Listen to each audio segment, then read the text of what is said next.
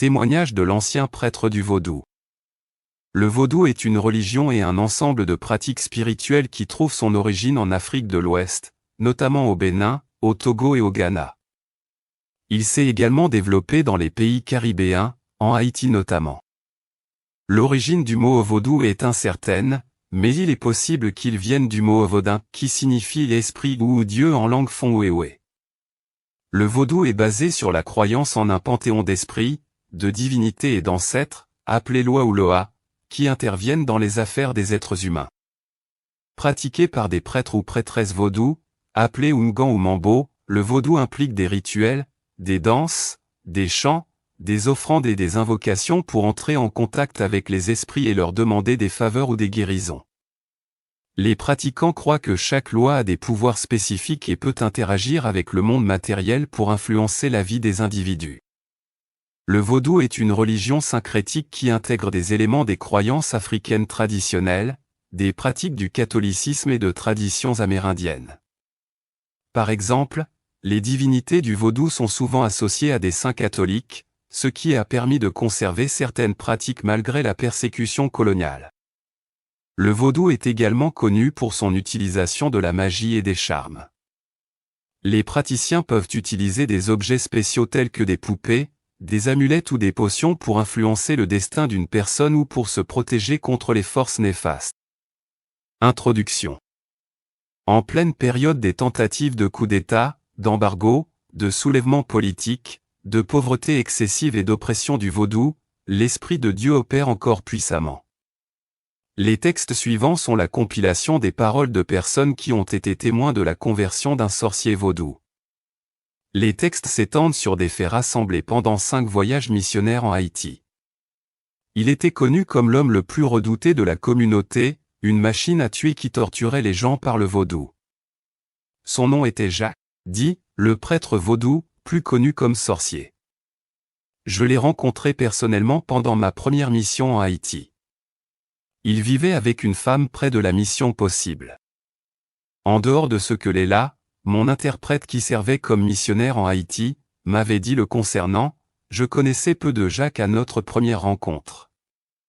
Léla me dit qu'elle eut à sauver de justesse un bébé que Jacques s'apprêtait à sacrifier quelques années plus tôt. Une autre histoire concerne Idlette, une belle fille haïtienne qui travaillait dans les domaines de la mission. Sa mère était profondément impliquée dans le vaudou avec le sorcier Jacques et elle craignait que sa fille Idlette révèle les pratiques vaudou de son mari. Son emploi à la mission chagrinait Jacques tout autant. Un jour, ceux qui étaient à la mission possible entendirent des cris de détresse et des tam-tams vaudous. Quelques-uns des missionnaires regardèrent à travers le mur de la mission et virent que Jacques avait attaché Idlette nue à une chaise et la frappait, utilisant du charbon brûlant pour consumer l'esprit de la religion hors d'elle. Il avait entaillé sa tête avec une machette et la forçait à boire du sang animal et à renier Jésus. Elle refusa de renoncer à Jésus. Je demandai aux missionnaires pourquoi ils n'avaient pas intervenu. Ils me répondirent que c'est contraire à la loi d'interférer dans une cérémonie vaudou et ils craignaient que les pratiquants du vaudou ne vinssent les macheter tous à mort. Ainsi, il me fut donné de rencontrer des personnes pouvant attester de la puissance terrifiante des ténèbres. Cependant, je savais par les Écritures et par les années d'expérience que la puissance de Dieu était supérieure. C'est de cette merveilleuse puissance de Dieu dont il est question dans cette histoire. Rencontre entre le sorcier Jacques et Bill Rudge. Jacques et moi nous rencontrâmes seulement pendant 1 heure ce jour-là, mais ce fut suffisant pour planter la semence de la puissance de Dieu en lui. Je lui posai des questions pertinentes sur le vaudou qu'il ne put répondre clairement. Je lui racontai alors comment Dieu avait transformé ma vie. Je fus persuadé que Dieu avait compassion de lui. L'Esprit de Dieu me conduisit à partager l'amour de Christ avec douceur plutôt qu'un message de force. Je lui parlais donc avec amour et le message fut concis. Je lui déclarai que les esprits qui lui donnaient des pouvoirs et des instructions n'étaient pas des dieux mais des démons. Je l'avertis que les esprits se débarrasseraient de lui comme un déchet dès qu'ils n'auraient plus besoin de lui. Quand ils le feront, le seul qui est assez puissant pour t'aider, c'est Jésus-Christ, alors invoque-le, lui dis-je. Jacques me répondit qu'il n'était pas prêt à donner sa vie à Christ mais accepta cependant que je priasse pour lui. Les semences de la vérité étaient plantées. Pendant les 2 années suivantes, elles étaient arrosées par Betty, directrice de la mission Possible, qui saluait Jacques avec « Jésus t'aime » chaque fois qu'ils se rencontraient. Le Seigneur était en train de travailler dans le cœur endurci de Jacques au point qu'il fut tout excité quand Betty lui annonça mon retour en Haïti. Une nuit, peu après mon arrivée, Jacques vint me voir à la mission. La conversion de Jacques. Je conduisais une équipe de 7 personnes lors de cette 2e mission en Haïti. Nous fûmes écoutés dans plusieurs églises et écoles, incluant les écoles les plus reculées que peu de missionnaires avaient eu à visiter. Nous allâmes de hutte en hutte, rendant ministère et offrant des milliers de kilos de nourriture à plusieurs communautés vivant dans les montagnes. Ce temps était celui prévu par Dieu pour. Le jour qui suivit notre retour, je me rendis chez Jacques avec d'autres membres d'équipe. Je me tins face à lui pendant que Rosemont, l'interprète, se tenait à nos côtés. Jacques était bien plus grand de taille que moi. Je partageais la parole de Dieu en m'inspirant de Révélation 20 versets 11 à 15. Je lui fis comprendre qu'il devait donner sa vie à Jésus-Christ afin que son nom fût écrit dans le livre de vie, faute de quoi, il serait éternellement séparé de la présence de Dieu. Après un partage assez long de la parole, je lui indiquai que je reviendrais le jour d'après et que nous aurions une étude biblique ensemble. Je ne voulais pas le presser à une décision, mais c'est lui qui me retint afin que je priasse pour lui. Je crois qu'il avait jeté beaucoup de mauvais sorts sur moi pendant les 2 dernières années, mais comme il réalisait qu'ils avaient été sans effet et que j'avais du courage à lui témoigner l'amour de Dieu, il voulut connaître le Dieu que je servais. Alors, je mentionnai, pendant la prière, la puissance du Christ comme plus grande que celle du vaudou et renoncer aux implications de Jacques dans le vaudou. Il répétait sincèrement après moi. En ce moment, la hutte de Jacques était entourée de gens qui guettaient, quelques hommes avaient des visages froissés de haine. Leurs yeux semblaient brûlants de colère. Pendant cette situation éprouvante, je restais concentré sur Jacques et peu attentif à autre chose. Les pages s'ouvraient très rapidement alors que quelques membres de notre équipe priaient, et d'autres jouaient avec les enfants afin de les occuper. Ma femme me dit plus tard que lorsqu'elle avait commencé à prier à l'extérieur, elle avait senti la présence d'une forte puissance maléfique qui faillit l'abattre. C'est en citant les Écritures qu'elle avait retrouvé la paix. Elle avait demandé une ceinture de protection autour de la hutte des présents. La destruction des objets du culte vaudou. Jacques me conduisit dans une chambre intérieure où tous ses outils de vaudou étaient gardés. Il alluma une bougie dans cette sombre chambre et commença à rassembler toutes les figurines vaudou, les fétiches, les feuilles et tous les autres objets afin de les brûler. La présence de l'Esprit de Dieu était si puissante dans cette petite cellule que je dis aux autres, mettons-nous sur nos genoux. Au même moment, Jacques, avec Rosemont et 2 autres équipiers qui nous avaient rejoints, nous nous mîmes à genoux et je fis une prière de consécration de la demeure de Jacques au Seigneur. Alors que Jacques rassemblait les objets à l'extérieur pour la destruction, 100 villageois environ s'y étaient rassemblés. Jacques sortit même l'étagère sur laquelle il déposait son matériel. Rosemont chercha des herbes sèches, trouva un voisin qui avait un briquet et tout fut consumé par le feu. Jacques retourna dans la hutte et déterra quelques bouteilles. Une croix inversée qui était dans sa cour fut brûlée. Jacques déracina une plante aloe vera qu'il utilisait pour le traitement et pour lancer des sorts et la jeta au feu. Nous n'avons jamais senti une si grande puissance de Dieu. C'était comme un chapitre du livre des Actes. Avec l'aide de l'interprète, je dis aux gens qui faisaient un grand cercle autour des outils de vaudou en feu près de la hutte de Jacques, il se pourrait que vous voudriez savoir ce qui se passe aujourd'hui. Le Dieu qui a créé les cieux et la terre s'est révélé à Jacques et a décidé de lui consacrer sa vie. Les suites immédiates de la conversion. Ma fille Tabitha et une autre sœur de l'équipe virent 2 hommes avec des machettes et un homme avec un bout de tuyau en plomb qui s'enfuirent. Leurs narines et leurs yeux fumaient de haine et de colère. Je savais que Jacques allait être sévèrement persécuté ou même tué, alors je dis à la foule que je conduirais une étude biblique le jour suivant et au même endroit. Je me dirigeai vers les hommes qui semblaient les plus respectables et leur dis que j'espérais les voir venir. Ils acceptèrent l'invitation. Betty m'informait plus tard que tout le village et toute la communauté en parlaient. Plus tard cette nuit-là, Jacques vint de lui-même à la mission et se joignit au chant. Tous à la mission louèrent Dieu pour le miracle évident qu'il avait accompli ce jour-là dans la vie de Jacques.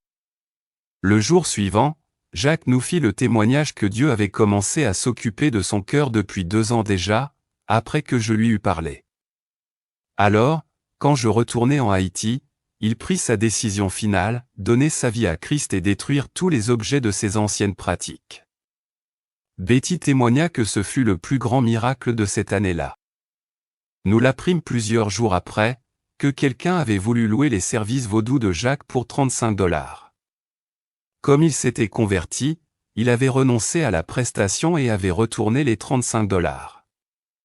Jacques était à présent un nouvel homme. Témoignage de Betty sur la conversion de Jacques. Un fax de Betty adressé au siège de la mission possible à Floride portant pour titre « Un sorcier sauvé en Haïti » disait « L'air était épais et lourd quand de grosses flammes brûlaient brillamment derrière la concession. Les dieux du vaudou étaient en train d'être brûlés. Des kilomètres autour, les gens en parlaient et se rapprochaient du site du feu. Il s'est converti, disait-il. Quand ils entendaient les nouvelles de la conversion du sorcier Jacques Innocent, certains venaient sur les lieux avec une grande joie, d'autres avec des machettes. Quel miracle! Bill Rudge est parti d'ici il y a 2 ans. Durant ce séjour-là, il m'avait demandé de lui arranger une interview avec le sorcier qui bien de fois nous tourmentait. Cet homme était connu comme méchant et même criminel. Bill lui avait posé quelques questions, il lui avait dit qu'il l'aimait et que Jésus aussi l'aimait.